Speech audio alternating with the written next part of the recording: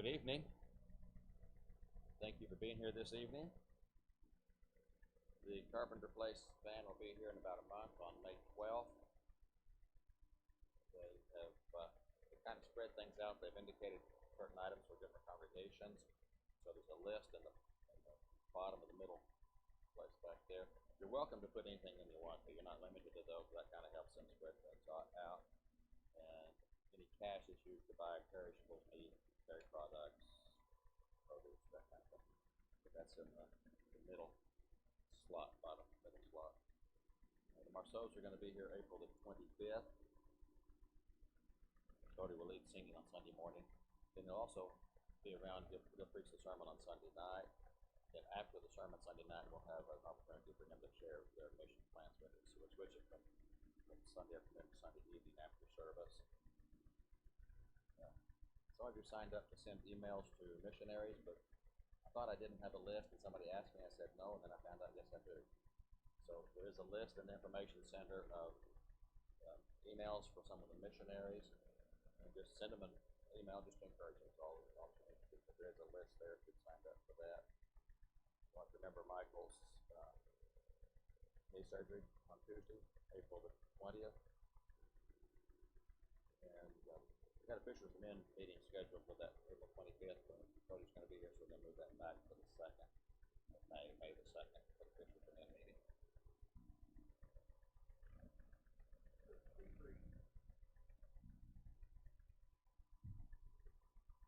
Number 23. There is beyond the azure blue God concealed from human sight. He tinted skies with heavenly hue and framed the worlds with his great might. There is a God, he is alive, in him we live and we survive. From dust our God created man. He is our God, the great I am. There was a long, long time ago a God whose voice the prophets heard. He we should know, who speaks from his inspired word. There is a God, he is alive, in him we live and we survive. From dust our God created man. He is our God, the great I am, our God who sat upon a tree. A life was willing there to give, that he from sin might set man free, and evermore with him could live. There is a God, he is alive, in him we live and we survive. From dust our God created man. He is our God, the great I am.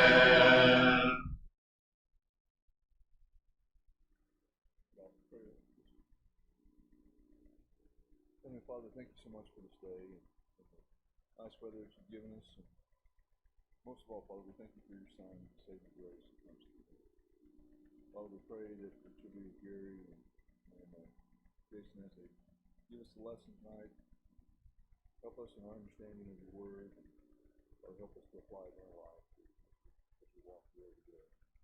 So we pray that you'll be with the ones that are dealing with different types of illnesses, and pray that you'll be with each and every one of them. Pray that you might heal them, touch your will.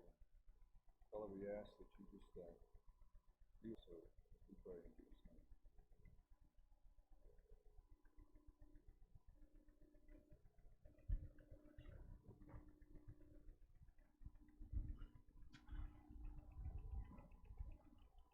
Hey, Jason.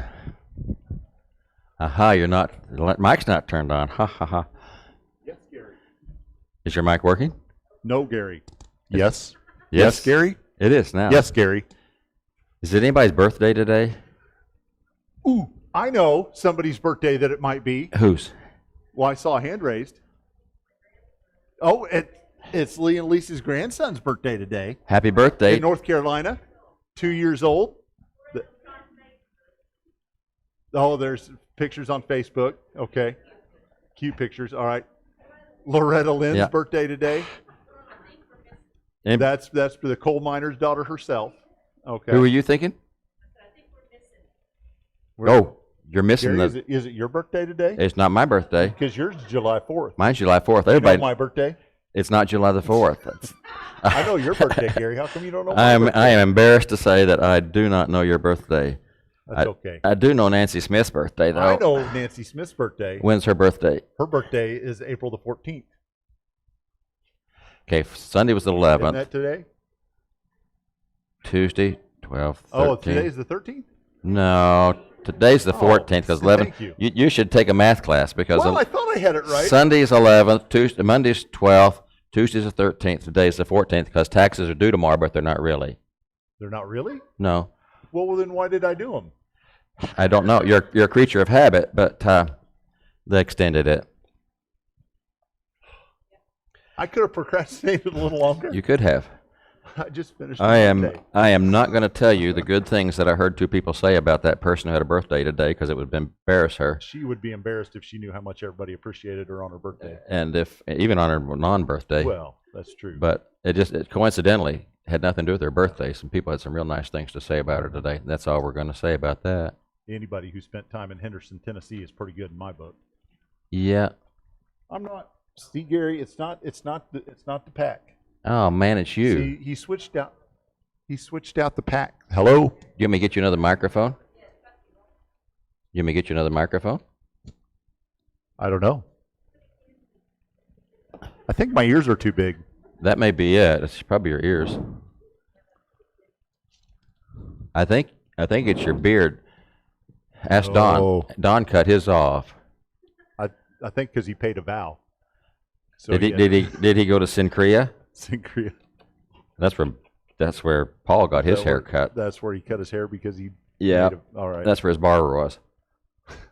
Remember how we ran out of time before because we were busy saying other things? What are we doing today, I Gary? don't know. I'm hoping somebody can tell me.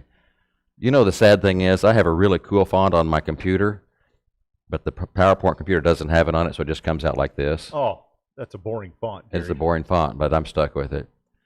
We want to catch up where we are, make sure we understand where we are. The book of Revelation can be broken down into 7 sections. You want me to get you another microphone? I'm fiddling. Okay. Nero? I hope Rome isn't burning. All right. I think it is. Okay. We're going to try that. Okay. If that doesn't work, keep trying. Okay. Remember that it can be divided into 7 sections composed of 7s and 3s and things like that. And section 1 started with the vision, as the sections do, and then it had the rest of the 7 churches. Section 2 started with the vision, oddly enough, and we had the 7 seals. Remember that open seals reveal. And as we go through, we're going to kind of spiral upward because seals reveal, but the trumpets announce, and the bowls are poured out to actually carry things out. And so things ramp up each time around. As we saw the 7 seals open, we saw the white horse, the red horse, the black horse, and the ashen horse, and the things that they represented. And then there was that cry from underneath the altar. And then there was that earthquake along with what happened to the sun and the moon and everything else. And then that brings us down to chapter 7, and begins with an interlude, and these interludes serve the purpose of either sealing the faithful or setting the faithful aside. It's all the same thing, but it is to protect the faithful, and this time they're sealed. And then there's going to be a pause, and then the 7 trumpets, and so chapter 8 is going to start, oddly enough, with a vision, and then there are going to be 7 trumpets. Remember, trumpets warn. The seals are open to reveal. The trumpets warn, and so we're going to see those trumpets as we go along. So that just kind of gives us an idea of where we are as we begin Revelation 7. Revelation 6 actually ends with a question, and I'm just not sure if this is a rhetorical question or if it really was wanting an answer. But after that earthquake and all those things, it said, "For the great day of their wrath has come, and who is able to stand?" It may be rhetorical, but chapter 7 basically answers that question. Mm-hmm. Who is able to stand and why? We begin in Revelation 7, the first 3 verses, with 4 winds. He says, "And this I saw, and after this I saw 4 angels standing at the 4 corners of the earth, holding back the 4 winds of the earth, so that no wind should blow on the sea or on any tree. And I saw another angel ascending from the rising of the sun, having the seal of the living God. And he cried out with a loud voice to the 4 angels, to whom it was granted to harm the earth and the sea, saying, 'Do not harm the earth or the sea or the trees, until we have sealed the bondservants of our God on their foreheads.'" The winds are going to be let loose, but not until God's servants have had this seal on their head. So there are 4 angels, 4 corners, 4 winds, as we would expect, something relating to what's happening on the earth. And winds are often used to carry out God's judgment. Back in Isaiah 57, verse 13, it says, "When you cry out, let your collection of idols deliver you. But the wind will carry all of them up, and a breath will take them away. But he who takes refuge in me shall inherit the land, and shall possess my holy mountain." God said, I'm going to use wind to get rid of those idols and everybody else who follows them. In Jeremiah chapter 18, it says, "Like an east wind I will scatter them before the enemy. I will show them my back and not my face in the day of their calamity." God uses wind to carry out his judgment, but he tells these angels from the 4 corners to hold them back. Then there's another angel that comes from the rising sun, and that's a significant direction too. Back in 2 Samuel 23, David is speaking here, I think. He says, "The God of Israel said, 'The rock of Israel spoke to me. He who rules over men righteously, who rules in the fear of God, is as the light of the morning when the sun rises, a morning without clouds, when the tender grass springs out of the earth, through sunshine after rain." And in Malachi chapter 4 and verse 2, it says, "But for you who fear my name, the Son of Righteousness will rise with healing in its wings, and you will go forth and skip about like calves from the stall." So from the east, you have God's appearance and his help and his protection. And so this 5th angel comes from that direction. That is not following this. There is poor network connection. We have a poor network connection. There we go. We have the 4 angels, the 4 corners, the 4 winds, and they're holding back the winds. And then the other angel comes from the rising sun, and that angel has the seal of the living God. And remember, seals serve different purposes. They are a symbol of approval, of authenticity. All of those things apply to God's people, to God's followers. You remember Peter talks about us being a people for God's own possession. We belong to him. And so when he puts his seal on us, he owns us, and we belong to him. And they're told, these angels are told to not harm anything until his bondservants are set aside, until they're recognized, until they are sealed. Then we get into the 144,000 in verses 4 through 8. It says, "I heard the number of those who were sealed, 144,000, sealed from every tribe of the sons of Israel. From the tribe of Judah, 12,000 were sealed. From the tribe of Reuben, 12,000. From the tribe of Gad, 12,000. From the tribe of Asher, 12,000. From the tribe of Naphtali, 12,000. From the tribe of Manasseh, 12,000. From the tribe of Simeon, 12,000. From the tribe of Levi, 12,000. From the tribe of Issachar, 12,000. From the tribe of Zebulun, 12,000. From the tribe of Joseph, 12,000. From the tribe of Benjamin, 12,000 were sealed. There are people who really abuse that 144,000. And we need to be honest here with the language. And they say that reference to Israel is figurative. It says that these people are Israelites. They're from Israel. They say, well, that's figurative, but the number's literal. And that's just not an honest way to do it. Mm-hmm. If Israel is figurative, then the number is figurative. If the number is literal, then Israel is literal. And also notice that list doesn't even make literal sense. It has Joseph and Manasseh. It should not have Joseph and Manasseh because Joseph's portion was divided between Ephraim and Manasseh. And so you shouldn't have Joseph and Manasseh. That list also excludes Ephraim and Dan. Mm-hmm. That is not a liberal list of the tribes of Israel. It was never intended to be a literal list of the tribes of Israel. Right. Then he turns and he sees a great multitude in verses 9 through 12. After these things I looked, and behold, a great multitude, which no one could count, from every nation and all tribes and peoples and tongues, standing before the throne and before the Lamb, clothed in white robes, and palm branches were in their hands, and they cry out with a loud voice, saying, Salvation to our God who sits on the throne, and to the Lamb. And all the angels were standing around the throne, and around the elders and the four living creatures, and they fell on their faces before the throne and worshipped God, saying, Amen. Blessing and glory and wisdom and thanksgiving and honor and power and might be to our God forever and ever. Amen. Now, we've seen this before in the book of Revelation. He hears one thing and he turns and he sees something else. Mm-hmm. It's the same thing. I mean, he doesn't turn around and see something different from what he was hearing. It's just described differently. He heard the number 144,000, but when he turned, he saw a great multitude. And that was a number that couldn't be counted. So can it be counted or not? If it's 144,000, you can count that. Right. But what he saw was a great multitude that no one could count. The 144,000 were from the tribes of Israel, the great multitudes from every nation, all tribes, peoples, and tongues. And so the 144,000 is just a figurative number. It's 12 times 12 times 10 cubed. And it's just God's followers, the 12 times 12, and then you multiply it times 10 times 10 times 10. But it's not a literal number. It's a great multitude from every nation, all tribes, peoples, and tongues. There are some also other problems. The people who do that put the 144,000 in heaven and everybody else on a purified earth. But if you look here, the 144,000 are standing on the earth where the wind is going to blow, and the great multitude is in heaven. And they say the opposite, that the 144,000 are going to be in heaven and the rest of them are going to be here on a purified earth. And I actually talked to one of them one time. We were talking about that number, the 144,000, and if it was be filled up by now.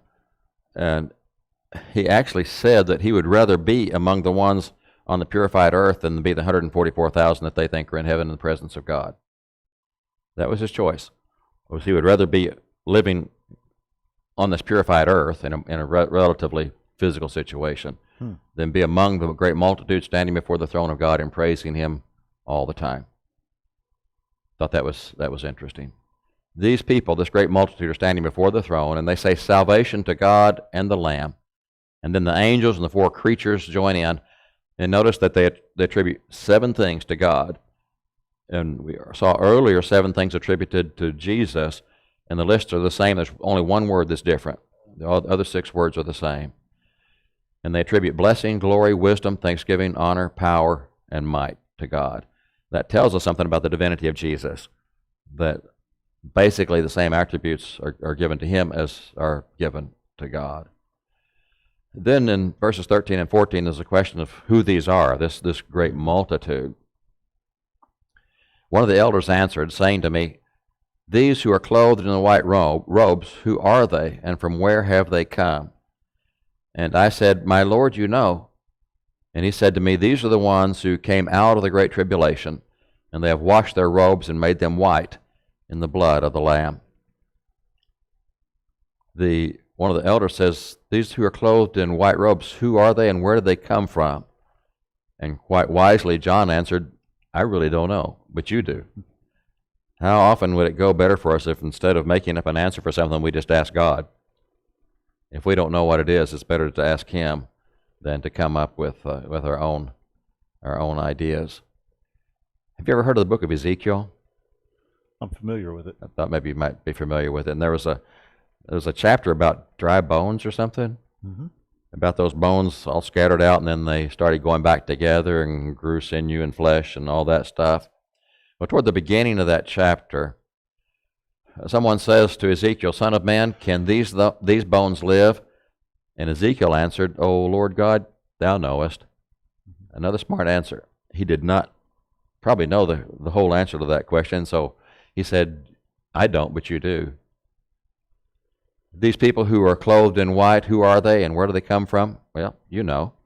They're the ones who came out of the great tribulation, and they have washed their robes, and they made them white in the blood of the Lamb. We never want to forget the overall purpose of this book is to reassure Christians of the ultimate victory. No matter what they experience, no matter what they go through, they will be victorious in the end. And whatever happens, it's worth it to go through it, to make it to the end. There are a lot of other side benefits. They'll know what's coming up. They'll also understand the same event has two different effects. For a Christian, it may be suffering. For a non-Christian, it may be judgment. And it kind of helps separate that out. And also, if God can tell beforehand what's going to happen, then after it's happened, that's evidence that He knew what was happening all along, that He was in control. And so these are the ones who make it through the Great Tribulation. They've understood the message of the book of Revelation, that if they just remain faithful until the end, they will be victorious. And they have washed their robes and made them white in the blood of the Lamb. I don't know about you. I've never washed anything in blood and had it come out white. But that's what happens with the blood of the Lamb. The blood of the Lamb makes things purer than any kind of white you can imagine, just the whitest of whites. And that's what the blood of the Lamb is able to do. Then verses 5 through 17 take place before the throne. For this reason. Now what does that mean, for this reason? These are the ones that have washed their robes in the blood of the Lamb and come out white, and they're standing there for this reason, because they have been saved by the blood of the Lamb. They are before the throne of God, and they serve Him day and night in His temple. And He who sits on the throne shall spread His tabernacle over them. They shall hunger no more, neither thirst any more, neither shall the sun beat down on them, nor any heat. For the Lamb in the center of the throne shall be their shepherd, and shall guide them to springs of the water of life, and God shall wipe away every tear from their eyes. They have been washed in the blood of the Lamb. They will serve God day and night in His temple, but God in return will spread His tabernacle over them, His tent over them. There's no better protection than have God spread His tent over us and cover us with His tent.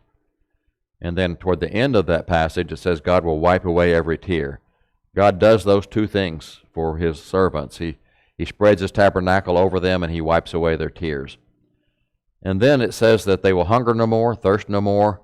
There'll be no sun beating down on them and no heat. And that's because the Lamb who's in the center of the throne is their shepherd, and He guides them to springs of water. Notice what God does for His followers, what Jesus does for His followers. God covers them and wipes away their tears, and Jesus takes away their needs, their hunger, their thirst, the heat, and all those things. The shepherd guides them to springs of water where they're freed from all those things.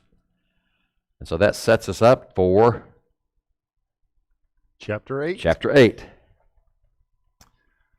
So chapter 8, chapter 7 is that interlude that you mentioned. There was the opening of the 6 seals in chapter 6, and then we got to the 6th seal at the end of the chapter, and then we took a sidetrack. We took a detour into chapter 7 and saw the imagery of chapter 7, and now chapter 8 picks the story back up, and we start with right back where we left off at the end of chapter 6, which is, and when He broke the 7th seal. I mean, it's just, the interlude is over. Yeah. The detour is done. And so now we're right back. And so, and when he, and who is he? Be the Who the is lamb. The lamb is the one worthy? who was worthy to break the seals and carry out God's plan. That's right. So the one who was worthy to open the seals. So this is Jesus. This is the lamb who was slain. This is the lamb that was of the Lion of Judah. The lion who's a lamb, and the lamb who's the shepherd. And the lamb that was slain that is alive, whose blood makes us white as snow. It's just a walking contradiction. It is, but it's a good contradiction. It is. It's just a whole list of things that shouldn't make sense but do. So when he broke the seventh seal, there was silence in heaven for about a half an hour.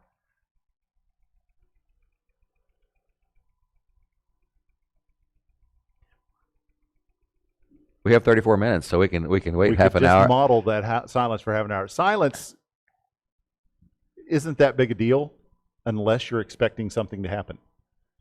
Unless, talk about an awkward silence sometimes. And what has been going on from the moment John was invited through that door into heaven, into the throne room? A lot of exciting things, a lot of praising and singing, and there have been, the 24 elders. There's been the 4 living creatures. There's the myriads of angels. There was the unnumberable throng of people that we just saw.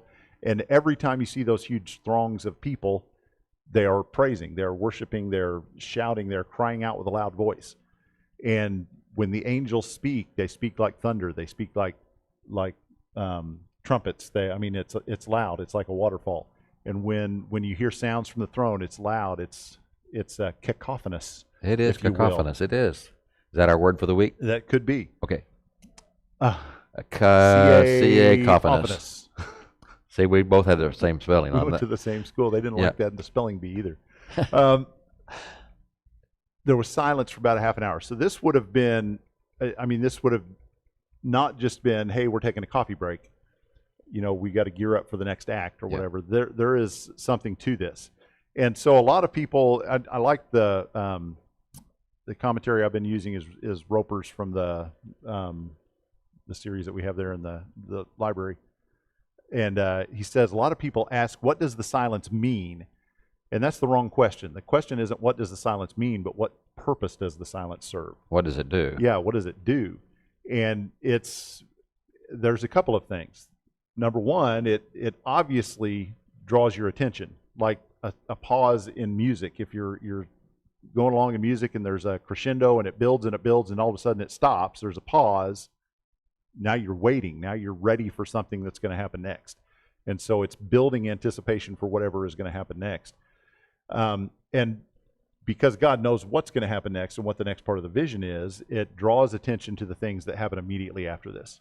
And so the thing we want to take note of what happens immediately after this, because it's going to be filling the void that silence leaves here in just a moment. There's the only idea of it being about a half an hour is it was a limited time. It was a short time. It was silence that lasted for a long time. So it was a brief interlude of silence that called into account or called to attention the thing that happens next. So then he saw 7 angels who stand before God, and the 7 trumpets. The 7 trumpets were given to them. So the 7th seal is broken. There's that short period of silence, and then he sees 7 angels with 7 trumpets. This sets us up. We have just seen the book with 7 seals, and so now that we see 7 angels with 7 trumpets, that falls right back into that imagery of, okay, we just saw 7 things happen. Now we're prepared for 7 more things to happen, because there's obvious connection between the way those things are set up. So the 7th seal is the introduction, or the thing that starts the 7 trumpets. And the trumpets just kind of fit with that 7th seal. They just kind of leads right from the that 7th seal as it's opened is the 7 trumpets. Right. And as the 7 seals reveal, now the 7 trumpets are going to warn about the 7 bowls of wrath that are coming, that are going to be the things that we're really trying to get to here. So there's 7 trumpets coming. But before the trumpets happen, so now we've seen the angels with the 7 trumpets. We've seen them prepare to take the stage. But what's going to happen next? Verses 3 through 6. And another angel came and stood at the altar holding a golden censer, and much incense was given to him that he might add it to the prayers of all the saints upon the golden altar which was before the throne. And the smoke of the incense with the prayers of the saints went up before God out of the angel's hand. The angel took the censer, and he filled it with the fire of the altar and threw it to the earth. And there followed peals of thunder and sounds and flashes of lightning and an earthquake. The 7 angels who had 7 trumpets prepared themselves to sound them. So we see 7 angels appear, 7 trumpets in their hands, they're ready to go, and then comes another angel. I mean, this is the 8th angel. 8 is not one of the numbers we're looking for, but there's something that has to happen before the 7 angels are ready to do their job. He approaches the altar with a golden censer, and on that censer is placed much incense, which is added to the prayers of the saints. There's a lot of imagery here that harkens back to the Old Testament, the law of Moses. The censer, the trumpets, the altar, the incense, all of those things had their place under the old law. And so the imagery would have been familiar to those who were familiar with the old law. It made a lot of sense. The censer is filled with fire from the altar. The idea of the smoke of the incense, or the smoke of that censer rising and becoming a prayer, or being seen as a prayer that's lifted up to God, is imagery that goes all through the Old Testament. David in Psalm 141:2 says, "May my prayer be counted as incense before thee." In Luke chapter 1, when Zechariah is entering into his service at the temple, before he receives the vision about them going to have John, he's going into the temple at the hour of prayer to place the incense on the altar. There's incense all the way through the worship of the Old Testament. And so we have this incense here, and the fact that there was much incense added. Some people tie that to the Day of Atonement, because on the Day of Atonement there was an extra measure of incense added to the altar of incense that went beyond what was typically added on that special day. So there's an idea of, or a connection to atonement here that goes with this. And that incense then is added to the prayers of the saints. So the prayers of the saints ties back to what we saw in chapter 6 when we had the souls that were gathered under the altar. And remember, there's a shifting of imagery all the way through Revelation, and Roper again in his commentary makes the point that it's not about consistency when it comes to imagery in Revelation. If you're looking for every time the altar is mentioned for it to be the same altar with the same function and the same purpose and the same look, that's not the point. But we still tie the altar of chapter 6 to the altar that's here in chapter 8. And in chapter 6, there was the martyred saints who were under that altar who were asking, how long? How long, O Lord, are you going to let this injustice that happened to us stand? And so remember that moment of silence that calls attention to what happens next. This is what happens next. This is the angel delivering those prayers of the saints and the martyrs to God. And that moment of silence represents, or could represent, that at that moment nothing else matters to God. He has deemed it a moment of silence in heaven so that he can fully give his attention and fully give his support to the prayers of the saints that are being delivered to him at that time. And so, how powerful is prayer? Prayer is so powerful that it puts a stop to everything else that's going on in heaven. It calls an end to all of that cacophonous noise that we see, all of those things that are taking place. We have to stop and listen to the prayers of the saints. And those prayers are delivered to God, and then at the time that they asked, how long, O Lord, they were basically told at that time, that's not for you to worry about. God knows what's going to happen next. He knows how it's going to be resolved. He knows how it's going to be handled. And you just need to wait. You just need to wait and see. And so now these prayers are delivered through the golden censer, and what happens? The censer filled with fire from the altar is now thrown down to the earth. And that is the unleashing of the 7 trumpets. That's the signal that the 7 angels with the 7 trumpets were waiting for to begin their work of blowing the trumpets. Now, consider that we've just had that half an hour of silence in heaven, and when the angel throws the censer down, what happens? There's thunder and lightning and an earthquake. So the silence is broken not by something gentle, but by something that really, really would have caught your eye and caught your attention.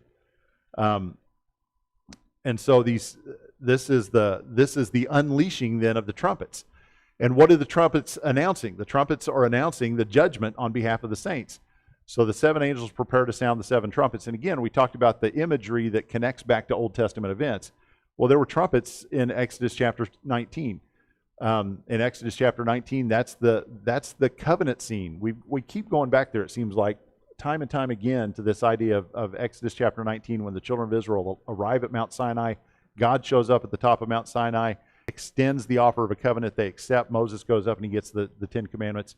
So this is what's going on in Exodus 19, verses 16 to 19. So it came about on the 3rd day, when it was morning, that there were thunder and lightning flashes and a thick cloud upon the mountain with a very loud trumpet sound, so that all the people who were in the camp trembled. And Moses brought the people out of the camp to meet God, and they stood at the foot of the mountain. Now Mount Sinai was all in smoke, because the Lord descended upon it in fire, and its smoke ascended like the smoke of a furnace, and the whole mountain quaked violently. When the sound of the trumpet grew louder and louder, Moses spoke, and God answered him with thunder. We don't even see the trumpets here, but we hear them. The trumpets announce the presence of God. They announce that God has arrived. And as the trumpets grow louder and louder and louder, you can imagine the imagery. You can imagine what they're seeing, what they're feeling, what they're experiencing at Mount Sinai when that's taking place. And an underscore of all of that stuff that's happening are these trumpets that are sounding, and they keep getting louder and louder and louder. That would have been quite a scene. And so, the trumpets played a big part there. Numbers chapter 10, more trumpets. So the Lord spoke to Moses in Numbers chapter 10, saying, "Make for yourself 2 trumpets of silver. Of hammered work you shall make them. You shall use them for summoning the congregation and for having the camp set out. When both are blown, all the congregation shall gather themselves to you at the doorway of the tent of meeting. Yet if only one is blown, then the leaders, the heads of the divisions of Israel, shall assemble before you. But when you blow an alarm, the camps that are pitched on the east side shall set out. When you blow the alarm a second time, the camps that are pitched on the south side shall set out. An alarm is to be blown for them to set out. When convening the assembly, however, you shall blow without sounding an alarm.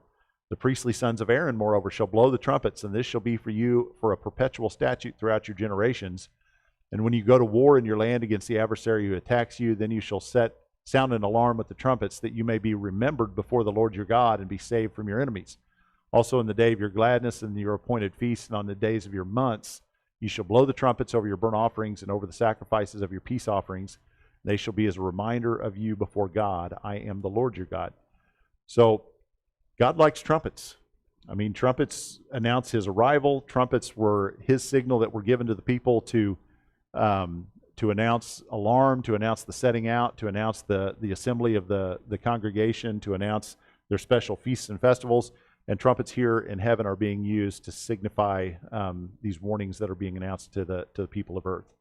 Is this just a warning to God's people?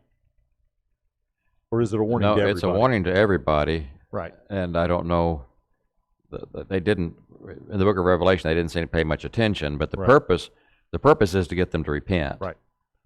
They, as you say, they're impenitent, and so they don't seem to respond correctly. But God's purpose is always to cause them to repent. He's good. He doesn't, he's long-suffering. Right. Peter tells us all that. And but yeah, everybody hears it, but as I said, same event has 2 different effects, and God's people listen and heed. The ones that really should be listening the most, just keep on going. Right. And so that fits right in there with the twofold purposes of the trumpets, to ensure God's children that there will be victory, that we're going to win. But it's also to warn those who are not God's children that they're on the losing side. And there is a victory coming, and you want to be on the side that bears the victory. Sure. So a couple of times in the Old Testament, we saw it with the 10 plagues. We saw it, or a facsimile of it, with Sodom and Gomorrah. It is a symbol of divine judgment. God has sent hail and fire upon people that he wanted to destroy because of their sins. With this, with each of these scenes of judgment that are announced by the first 4 trumpets, we have these statements of judgment that are partial statements of judgment. A third of the trees, a third of the earth. It says all of the grass, but the indication there would be that all of the grass of that third part of the earth that was affected by the hail and the fire was burned up. So that's bad, but it's not complete. It's not total. It's limited. It's limited. There is still time for those who have not been destroyed in this judgment to respond, to react. And that's the very purpose of that limit, to hopefully do Right. that. As we go through Revelation, things keep getting ramped up. Mm-hmm. But right now, it's just a third, which is a limited amount. It's not good, but the purpose is to try to get people to repent. And back in chapter 6, when we saw the seals being broken and some of those things happening, it was 1/4. Yeah. 1/4 of the things were being destroyed. 1/4 of the things were being affected. Now we're up to 1/3. So it's getting worse because 1/3 is. Tell my 8th graders that 1/3 is more than 1/4. That doesn't seem right, but that's the way it is. So the judgments are getting more severe. Next, in verses 8 and 9, the second trumpet sounds. So the second angel sounded, and something like a great mountain burning with fire was thrown into the sea. And the third of the sea became blood, and a third of the creatures which were in the sea that had life died, and a third of the ships were destroyed. So very similar imagery compared to the first trumpet. The first trumpet took place on land. The second trumpet affects the sea. Something like a great mountain. It's interesting. Commentators, talk about the fact it wasn't a mountain. It was something like a great mountain. But again, the imagery of don't get lost in the details of what was it that actually fell out of the sky. Was it a mountain? Was it a comet? Was it an asteroid? It was something big. It was like a mountain.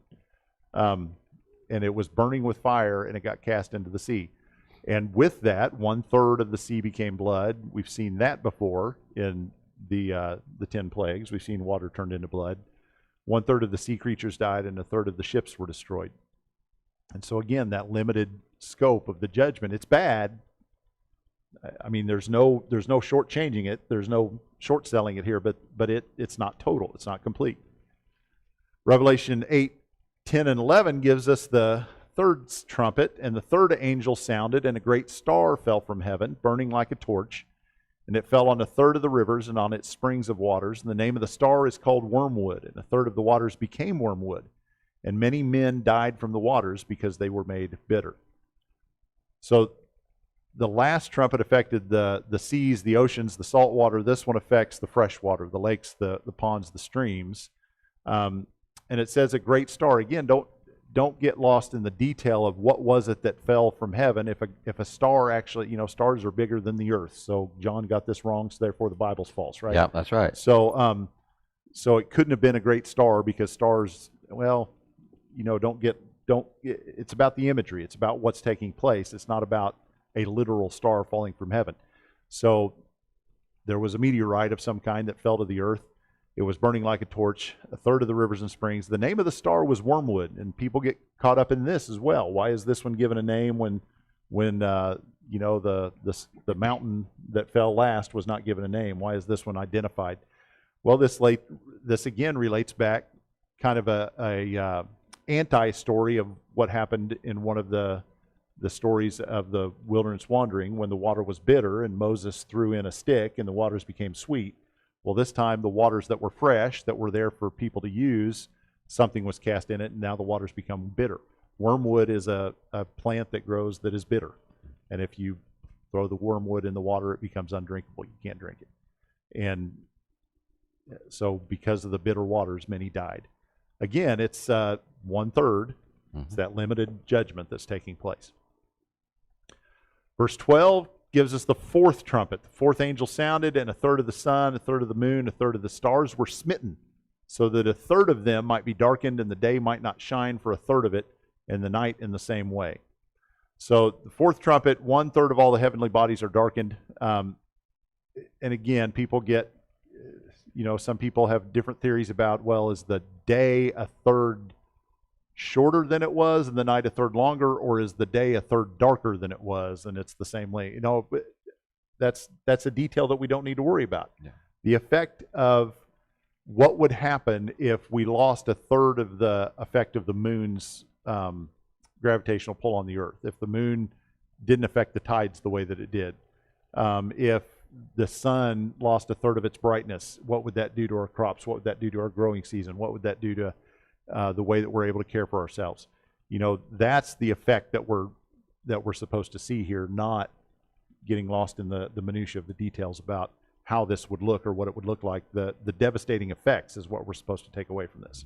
And the point is in those four, I mean, that covered everything. Mm-hmm. The land, the salt water, the fresh water, and the air, that for people living in, that was everything. That's it impacts everything. Yeah, there's no, at the end of chapter 6, wasn't it, we had the kings and the peasants alike hiding in caves, praying that the mountains would fall upon them because they couldn't escape the judgment. Again, there's no escaping this. There's nowhere that you can run to that this won't affect you in some way. And so even though it's a limited scope of judgment at this point, it's still a devastating scope of judgment. It's still total in its effect, even if it's not total in its capacity at this point. So as with the seals, they were grouped into a group of four, the first four, and then the last three kind of went together. So here we have the first four angels. The first four seals were the four horsemen. Now we have the first four trumpets that affect those four elements that we talked about with the elements of the earth. And so there's going to be a shift here as we get into the next section. 8:13, and I looked and I heard an eagle flying in mid-heaven, saying with a loud voice, "Woe, woe, woe to those who dwell on the earth because of the remaining blasts of the trumpet of the three angels who are about to sound." So we have this eagle flying in mid-heaven. Where's mid-heaven? Somewhere between lower heaven and upper heaven. Yeah. Kind of like the lower Nile and the upper Nile. Exactly. There was the mid-Nile. The mid-Nile. Okay. All right. They had three different heavens. We had three heavens. They had the atmosphere. They had where the stars and so forth are, and then there's where God is. Mm-hmm. And so I don't know if that's what this is or just an eagle flying around. It's higher than where we would think of a bird flying in the sky. Yeah. It's not just like you look up and there's a flock of seagulls or something. So you've got this eagle that's flying at an incredible height. He's above everything. He can see the devastation that's being wrought. He can see everything that has taken place. His perspective is complete. It's total. And he has a message, and his message is a threefold woe. What happens when things are repeated three times? What does that mean? Total. That's total. That's a superlative. We say big, bigger, biggest. They would have just said big, big, big. Right? We would have said this is the worst thing that ever happened. They just say whoa, whoa, whoa. Mm-hmm. And so it's the superlative form of pronouncing a woe against something. It's not just bad. It's not just really bad. It's really, really bad. And so this threefold woe is to say that everything that you just saw that you thought looked really, really bad was just the introduction. It's kind of like bad, batter, and baddest. Bad, batter, and batters. Okay. Baddest. Okay. So to those who dwell on the earth, so the woe is being pronounced to those. Now there's a distinction here between those who dwell on the earth and those at this point who are dwelling in heaven. The ones who are in heaven are the redeemed, are the saints, are those who are going to be safe from this kind of thing taking place. They have experienced the victory. But to those who dwell on the earth, those are the impenitent. Those are the ones who have refused God's message. Those are the ones who are worldly in nature. And so this is their warning once again. This is not about just saying you've messed up and there's no chance for you to undo things here. This is saying if you choose to remain on the earth, then it's going to be bad. And there's not going to be any undoing it. There's not going to be any escaping it. So the remaining blasts of the trumpet from the three angels that are about to come are going to be worse than the four that have already come. That's a sobering thought. That is a sobering thought. Mm-hmm. That the worst is yet to come. Mm-hmm. Because if it gets badder than baddest, that's pretty bad. Right. We actually have time for questions. We do. Awesome.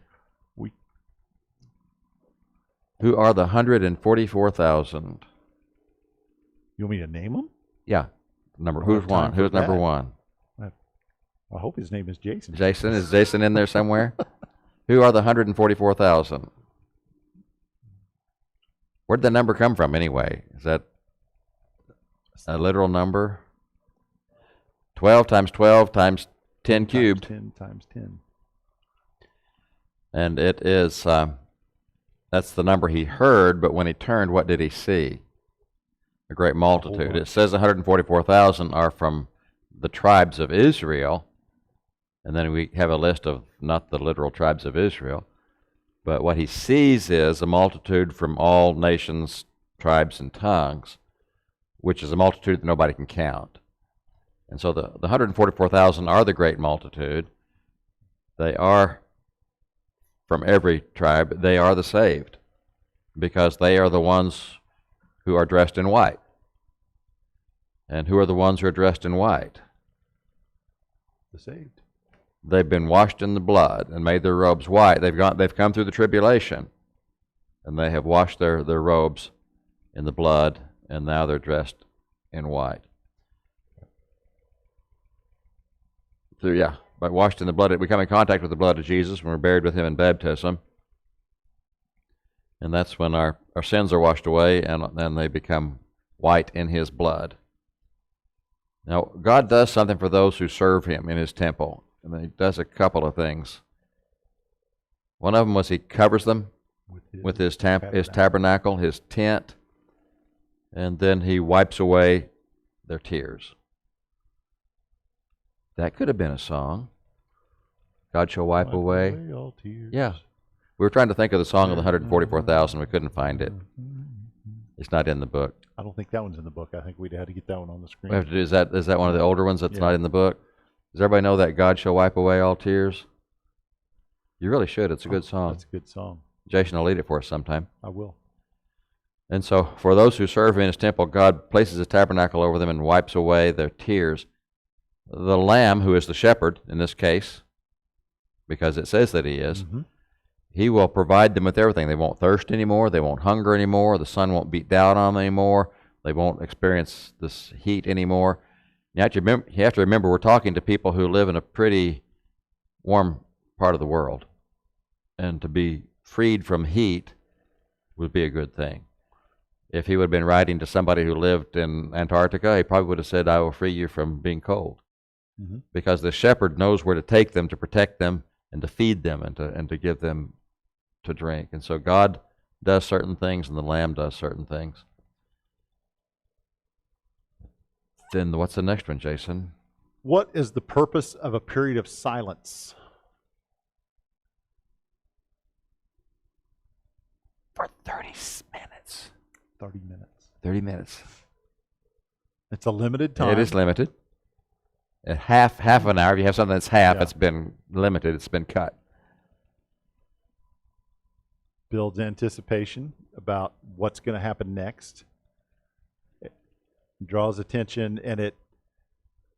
to the prayers of the ones that were being lifted up by the golden censer.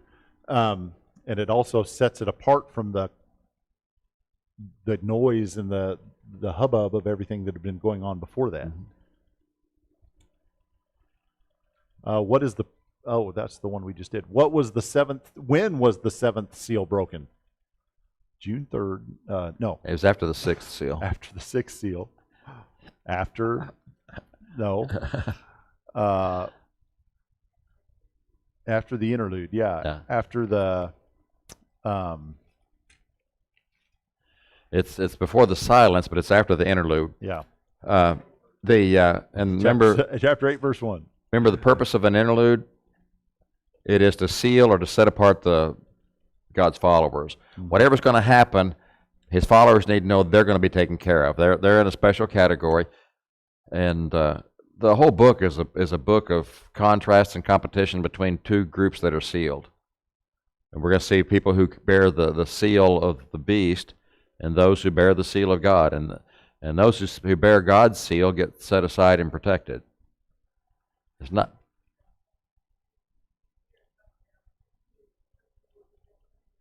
Yeah.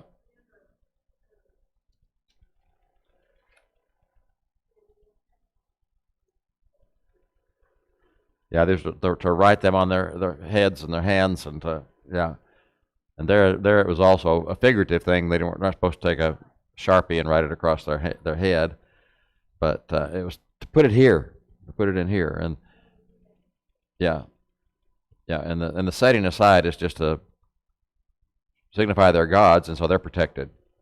Mm-hmm. What is the purpose of the golden censer?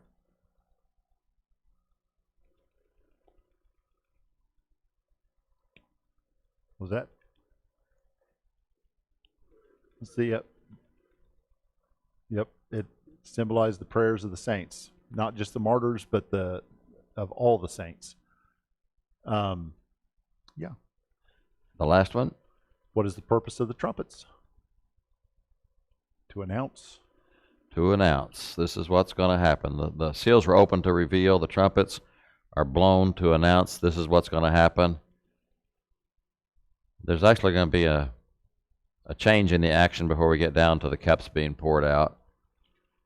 It's all, these sections are all in groups of 7 and 4 and 3, but we'll end up with 7 sections before it's all over. We must have talked too quickly tonight. Well, they were short chapters too. They were only like 13 verses apiece or something. Yeah. So that's all right. We'll make up for it next week. Can we average over time, and yeah, what we don't use now we use next time? I do. I mean, there's a tie-in too that in chapter 7 verse 3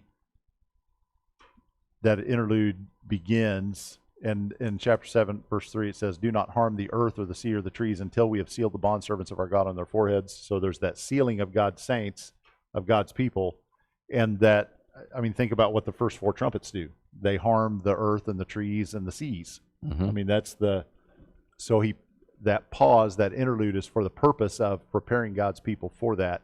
So I mean, your statement about, the whole book of Revelation is for the purpose of reassuring God's people that they're going to win. Yeah. And so all through there, we can find those little clues like that God never forgets. God never he's never caught off guard or, forgets that, I was supposed to protect them before I sent that trumpet. He always remembers. Yeah, he's ahead of it. And we need to always mention, too, that, if I can remember what it was I was going to say that was so important. Can you remember what I was going to say? Nope. It was really good. It was the best thing I'd heard all day. It was. I forgot to remember what it was. Before Chuck rings the bell, maybe I will remember it. Oh, I remember what it was. The details in the book of Revelation apply to that particular time. Mm-hmm. The message applies to all of us. And so that message of God's people will be victorious is as critical today as it was 2,000 years ago. And so we need to never lose sight of that fact that this is a book that was written to help those early Christians make it through their persecution. But that message is as valid for us today as it was 2,000 years ago.